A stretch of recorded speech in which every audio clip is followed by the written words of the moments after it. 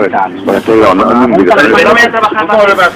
¿Cómo lo vas a controlar aquí? Con una saca y la apagas y ya te cuenta quién. No, el reloj cuando yo, el reloj, la vida voy a el día que me traje de la tarde de 6 horas, cojo el taxi que una parada. ¿Tú no has trabajado una vez cuando hay una faena puta para?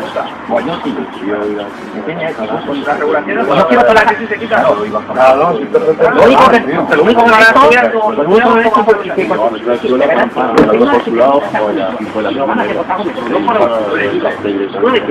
mira, Francisco, la urna, mira, ya no nos quitan ni uno.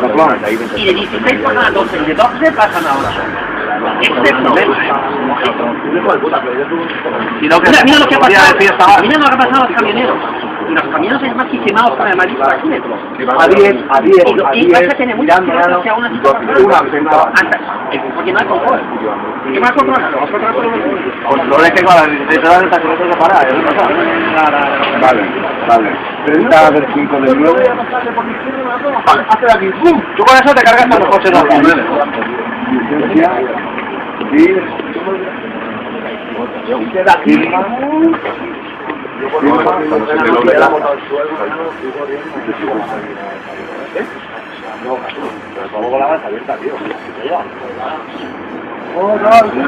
Más pegado por detrás.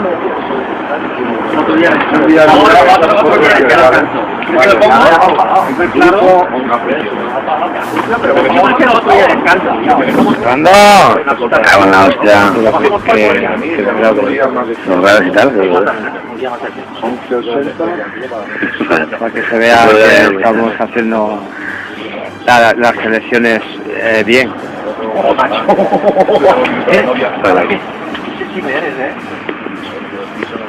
Mira, se han acabado las votaciones. Vale, corta, que se acaba la batería.